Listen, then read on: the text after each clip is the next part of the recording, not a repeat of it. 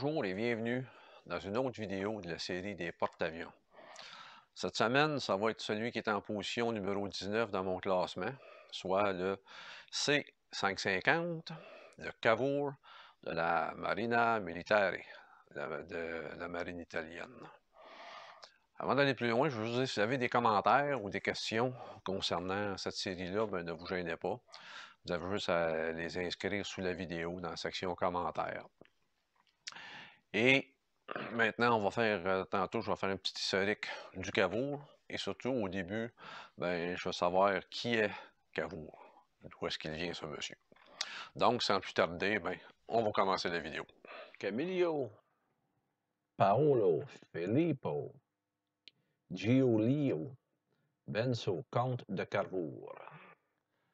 Et voilà, c'était tout un nom, ça. Le monsieur est né à Turin le 10 août 1810. Il est décédé dans la même ville le 6 juin 1861. C'est un homme d'État piémontais, important partisan et acteur de l'unité italienne. Il est considéré avec Giuseppe Garibaldi, Victor Emmanuel II et Giuseppe Mazzini comme l'un des pères de la patrie italienne. En 1861, quelques mois avant de mourir, avec la proclamation du Royaume d'Italie, il devient le tout premier président du Conseil du nouvel État italien. Donc, M. Cavour, c'était pas n'importe qui. Le porte-avions maintenant. Le porte-avions Cavour a été commandé en 2000 par le gouvernement italien. Les travaux ont débuté en 2001. Il a été livré en 2004 et il a été commissionné en 2008. Les hangars sous le pont d'envol sont 134 mètres,2 de longueur par 21 mètres de largeur. Je n'ai malheureusement pas la hauteur. Donc, le C-550, il y a un total d'équipage, incluant les troupes. En tout cas, il y a bien du monde qui peut embarquer sur ce navire-là, sur ce porte-avions-là. C'est un maximum de 1202. La vitesse maximum est de 28 nœuds. La longueur totale, 244 mètres de long, 39 mètres de large. Et avec les ponts d'envol, avec un tremplin et avec les atterrissages verticaux. Donc, c'est un modèle STOVL. Propulsion conventionnelle avec un tonnage de 30 000 tonnes, une capacité maximale d'avion de 22 avions. Ici, on peut voir que les Italiens aiment la bonne bouffe. C'est un petit bout que j'ai eu, puis j'ai été capable d'avoir sur comment est-ce que la bouffe est faite. Et les gens semblent bien contents de leur bouffe. En passant, côté bouffe, ils ont une réserve pour 18 jours.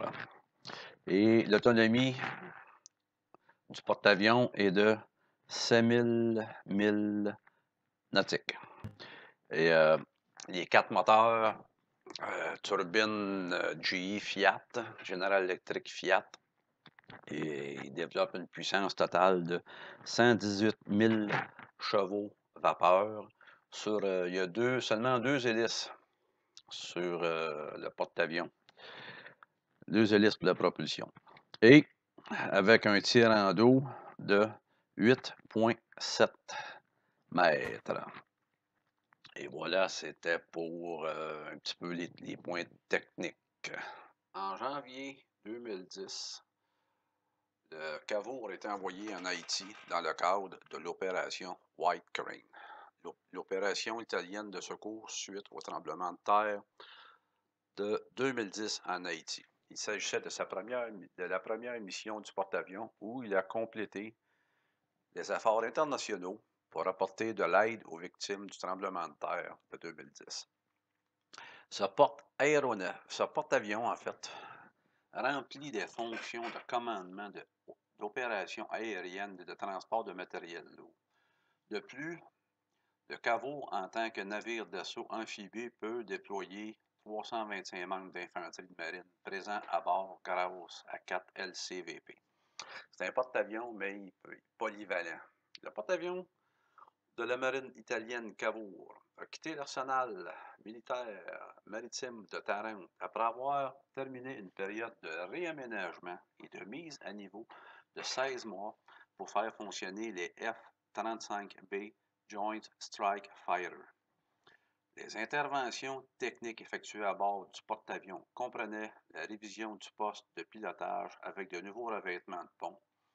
Cela était nécessaire pour limiter les impacts thermodynamiques lors du décollage et de l'atterrissage à la verticale court des F-35B. Plus tard cette année, le porte-avions Caveau passera une période de formation préparatoire avant son départ pour les États-Unis, où il effectuera quelques tests d'intégration avec le F-35B.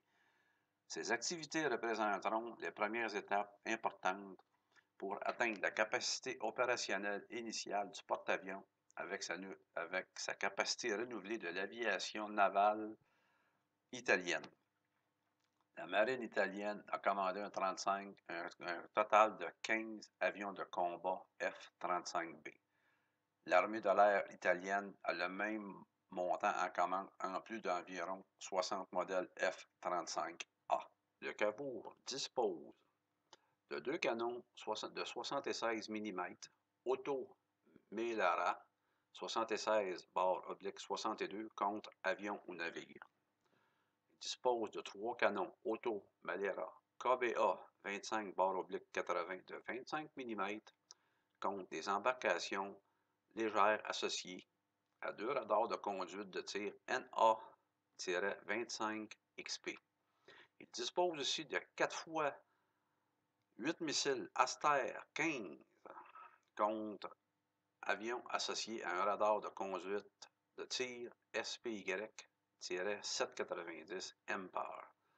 Un radar de veille RAN-40L lui permettant de contrôler un espace aérien de 300 km autour de lui. Un radar de veille surface SPS-791. Un radar de navigation SPN-753.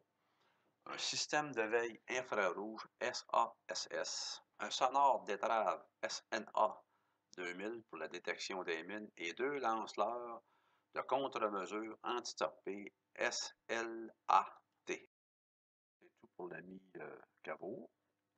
Dans le prochain épisode, on va parler de notre ami français, le grand Charles. Charles de Gaulle, le premier porte-avions nucléaire français, le premier de la Syrie, qui est en 18e position. Donc, on va parler du grand Charles. Il y a énormément de documentation sur le Charles. Ça va être... En tout cas, autant il n'y avait pas grand-chose sur celui-là. Avec le prochain, je vais en avoir bien qu'en masse.